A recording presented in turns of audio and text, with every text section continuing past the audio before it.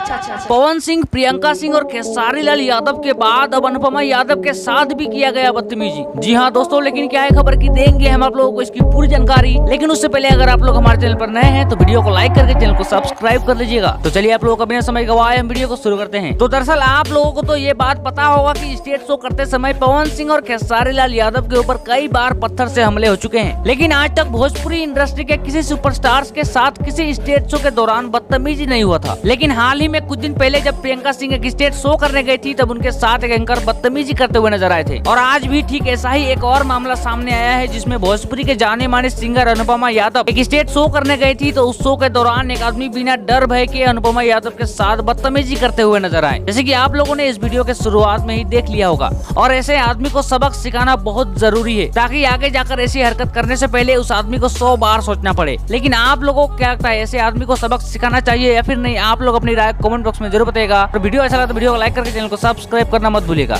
मिलते हैं next video में, तब तक के लिए जय हिंद जय भारत।